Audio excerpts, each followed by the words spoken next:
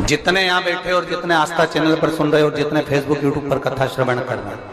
प्रयास करना बैसाख के महीने में अष्टमी तिथि को मिट्टी के पात्र में जो रात्रि भर जल रखा हो, मिट्टी के पात्र में अगर आपके पास में घड़ा हो, हंडा हो, नी हो तो दिया हो, दीपक हो, कुल्लड़ हो, कोई भी तुम्हारे पास में जो मिट्टी का पात्र उसमें जल भरना। मिट्टी के पात्र का जल अपने घर के प्रत्येक व्यक्ति का स्पर्श कराकर उस मिट्टी के पात्र के जल को तांबे के पात्र में डाल लीजिए और घर के प्रत्येक व्यक्ति का स्पर्श करा लीजिए और शंकर भगवान पर कुंदकेश्वर महादेव के नाम से समर्पित करिए। कभी जीवन में पीछे पलट कर देखने की जरूरत नहीं पड़ेगी। आप जाकर जल चढ़ाएंगे। आप भी बना लो एक नियम कि बैसाख महीने की शिवरात्रि यह भी शंकर भगवान को अपने दिल की बात कहते हुए, अपने मन की बात कहते हुए, रोग मुक्ति के लिए, कार्य सिद्धि के लिए, धन वैभव संपदा के लिए, समृद्धि के लिए मुझे भी जल चढ़ा, मैं भी जल समर्पित। एक लोटा पानी शिव जी को, उसमें बेलपत्र डालने के बाद हेड में उस जल को या कोई मिट्टी का सकोरा हो, बर्तन हो, घड़ा हो, कलश हो, उसमें भरा हुआ रखा हो, वो तांबे के पात्र में डाल लो, उसको ले जाकर चढ़ाओ। और एक और चीज का ध्यान रखना,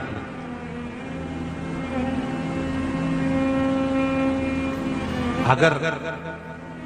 असाध्य रोग जैसे ऐसा रोग हो जो समाप्त नहीं हो रहा हो, कैंसर, किडनी, लीवर या किसी का डायलिसिस चल रहा हो या लीवर काम नहीं कर रहा हो या शरीर की कोई हड्डी जुड़ नहीं रही हो, तो जो जल शिव जी को लोग चढ़ा रहे हैं वो जल को आचमन कर लेना है। और आचमन शंकर भगवान की छोटी बेटी अशोक सुंदरी के नाम से करना, उसका आचमन केवल अशोक सुंदरी के नाम से। और शंकर भगवान की सबसे छोटी लड़की अशोक सुंदरी नंदनवन में पैदा हुई, जन्म लेती, नंदनवन में जन्म लेती। नंदनवन मतलब काशी। घर के छोटे बच्चों को भी बोलो, बड़ों को भी बोलो, बुजुर्गों को भी बोलो, चलो एक लोटा पानी चढ़ा के आते हैं, चलो। अगर कैंसर का रोग है या किडनी या लीवर या बुखार, पेट से जुड़ा हुआ, सिर से जुड़ा हुआ, कंधे से जुड़ा हुआ या घुटने से जुड़ा हुआ या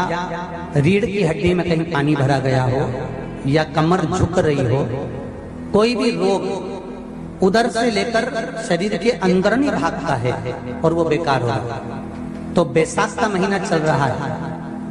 राकेश देवी जी, बैसाख का महीना चल रहा है। बैसाख के महीने की शिवरात्रि के दिन, बैसाख के महीने की जो शिवरात्रि आएगी, हर महीने शिवरात्रि आती है, तो बैसाख की जो शिवरात्रि है, इस शिवरात्रि के दिन सुबह 8 बजे से लेकर 11 बजे के बीच में एक लोटा पानी, उसमें थोड़ा सा बेल का फल मिल जाए, उस फल का थोड़ा सा भाग, या तो बेल का फल का अगर छिलका मिल जाए तो उसमें पानी भरकर तांबे के लोटे में डाल लो, या बेल का फल नहीं मिले तो बेलपत्री को लेके उसमें डुबो दो और डुबो के बेलपत्री को बाहर निकाल दो। वो पानी भगवान शंकर को शिवरात्रि के दिन, बैसाख महीने की जो शिवरात्रि है, बैसाख के महीने में प्रत्येक महीने शिवरात्रि आती है, बैसाख के महीने की शिवरात्रि के दिन सुबह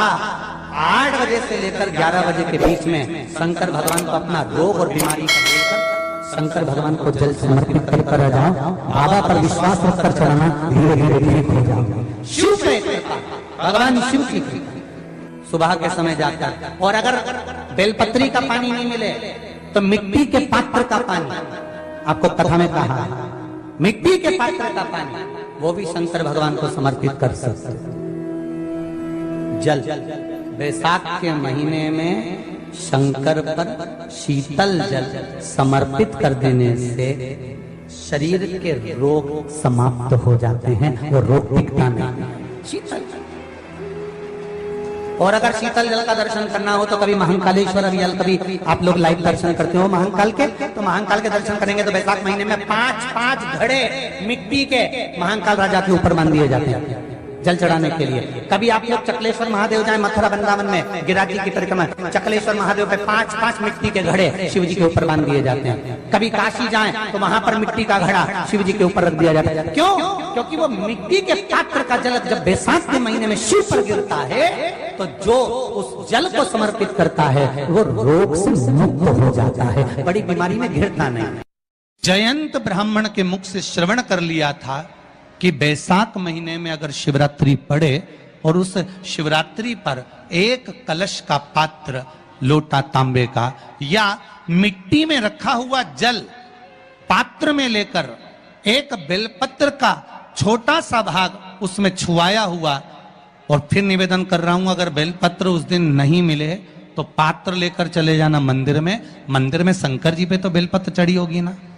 अरे बोलो तो जरा, चढ़ी होगी ना। उसी बेलपत्र को धोकर फिर जल के पात्र में उसको छुआकर फिर शंकर भगवान को भाव से, दिल से जो चाहते हो, धन वैभव संपदा सत्ता या रोग से मुक्ति, चाहे उदर से जुड़ी हो। हाँ, एक चीज का ध्यान करना, अगर संपदा के लिए, विवाह के लिए या विद्या के लिए या अन्य चीजों के लिए आप शिव जी को जल चढ़ा रहे हो तो उसके जल को उठाकर नहीं लाना है। और अगर रोग के लिए जल चढ़ा रहे हो कि मुझे ये तकलीफ है, घर में ये बीमारी चल रही है या रोग चल रहा है या किडनी का या लीवर का या कैंसर का या ब्लड प्रेशर का, तो जो जल तुमने समर्पित करा उसको लेकर आकर आचमन भी करना। कौन से दिन?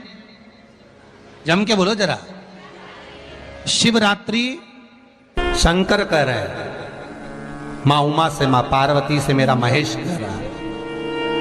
मेरा बाबा भोलेनाथ, मेरा बाबा विश्वनाथ, मेरा त्रिकालदर्शी कैलाशी अविनाशी कह रहा है कि हे पार्वती,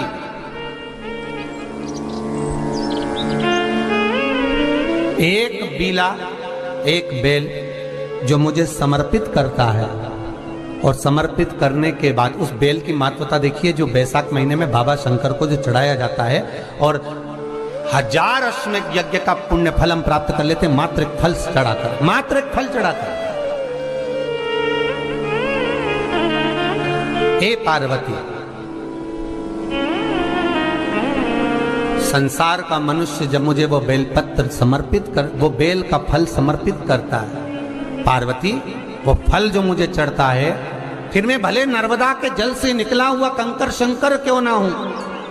फिर चाहे मैं गंगा के जल से निकला हुआ कंकर शंकर क्यों ना हूं, चाहे फिर मैं यमुना के जल से निकला हुआ कंकर शंकर क्यों ना हूं, चाहे मैं सरयू के जल से निकला हुआ कंकर शंकर क्यों ना हूं, चाहे मंदाकिनी के जल से निकला हुआ कंकर शंकर क्यों ना हूं, ए पार्वती, फिर जो भी शिवलिंग पर वो बेल समर्पित होता है वो बेल उठाकर जीव अपने कार्य में ले सकता है। ये माँ उमा से कह रहा है। तो उस बेल की महत्वता जानेंगे। अब अपन उस बेल को जानने के लिए वापिस स्कंद पुराण में चले तो स्कंद पुराण में लिखा हुआ है कि जो बेल बैसाख के महीने में शंकर को चढ़ाया जाता है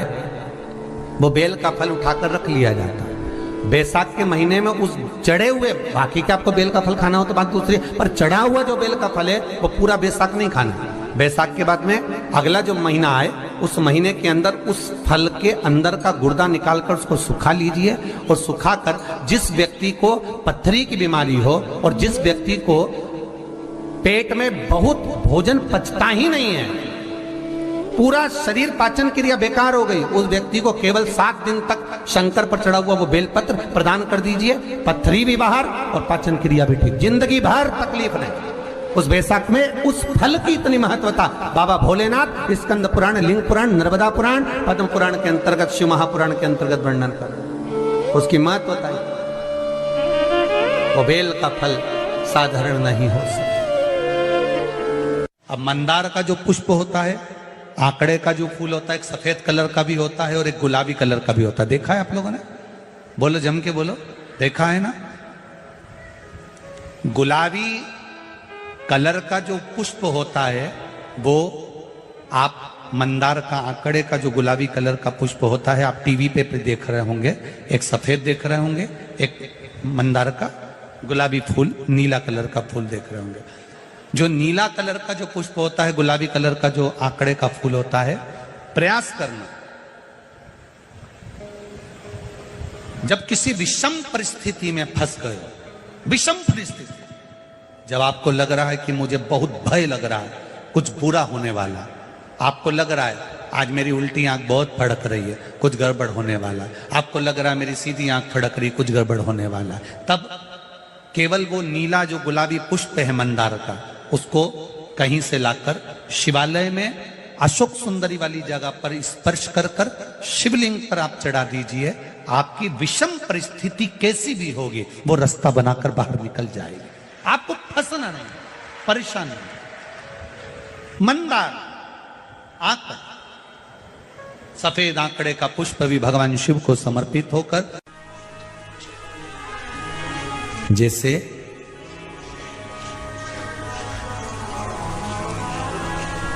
बेले के फल का गुर्दा, बेल का जो फल होता है, बेलपत्री का फल, उसका जैसे गुर्दा, उसके अंदर का जो भाग होता है बेल का, वो गुर्दा,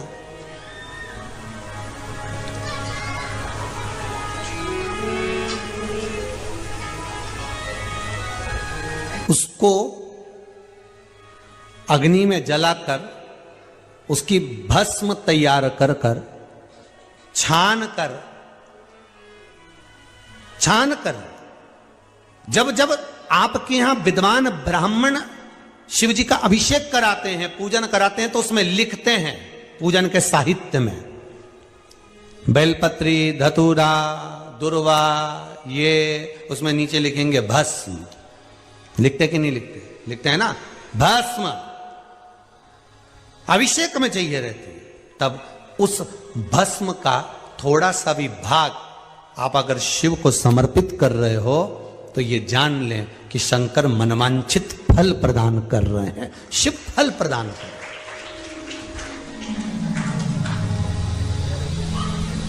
महाराज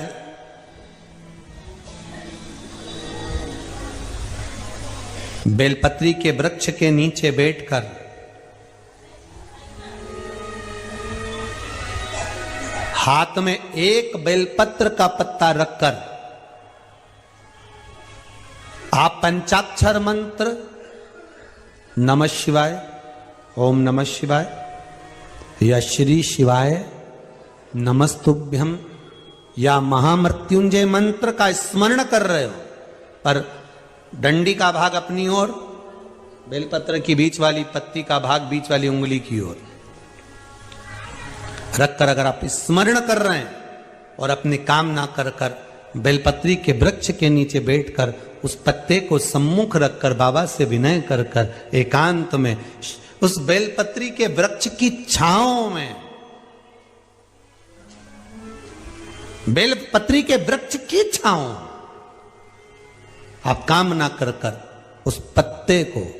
शंकर भगवान के ऊपर समर्पित कर रहे हैं, तो ये जान कर रखें कि पार्वती और शिव का मिलन करवा रहे हैं और अपनी मनवांछित फल कामना पूर्ण करवा रहे हैं। क्योंकि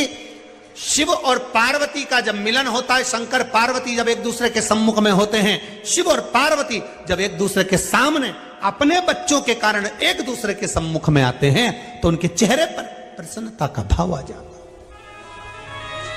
फल, मनवांचित फल की कामना आप जिस कामना के लिए कर रहे हैं, विवाह के लिए, नौकरी के लिए, सर्विस के लिए, व्यापार के लिए, रोग मुक्ति के लिए, आप जिस कामना से कर रहे हैं, ईश्वर महादेव, जो व्यक्ति पथभ्रष्ट हो जाए, जैसे मदिरा के नशे में पड़ गया, कहीं जुए में पड़ गया, कहीं मांसाहार में पड़ गया, कहीं व्यसन में पड़ गया, कहीं गलत काम में अगर कोई जा रहा है, तो श्रंभेश्वर महादेव के नाम से काली तिल भगवान शिव को समर्पित करी जाती है। महाराज काली तिल को वापस उठाकर ले आते हैं, उसी काली तिल को जो मदिरा का नशा करने वाला होता है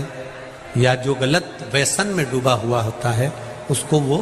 सुबह के समय अगर नहीं खाता तो भोजन के साथ उसको दिया जाए। श्रंभेश्वर महादेव, एक बेलपत्री का भी बहुत अच्छा प्रयोग है श्रंभेश्वर महादेव का,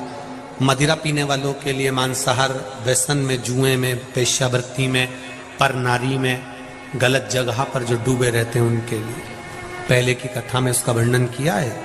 बेलपत्री पर। श्रम्भेश्वर महादेव, एक बार सब बोलेंगे, कौन से महादेव? श्रम्भेश्वर महादेव। फिर जम के बोल लो एक बार, श्रम्भेश्वर महादेव। जब हमारे घर में क्रोध बढ़ता है या कोई गलत कार्य में जाने लगता है तो श्रम्भेश्वर महादेव का हमें शरणागति लेना चाहिए, श्रम्भेश्वर महादेव का पूजन करना चालू कर देना चाहिए। कई लोग कहते महाराज जी ये श्रम्भेश्वर महादेव का मंदिर कहाँ मिलेगा, हम कहाँ पूजन करने जाए? कहीं नहीं जाना, तुम्हारे घर के पास में जो शंकर जी का मंदिर है वहीं जाओ,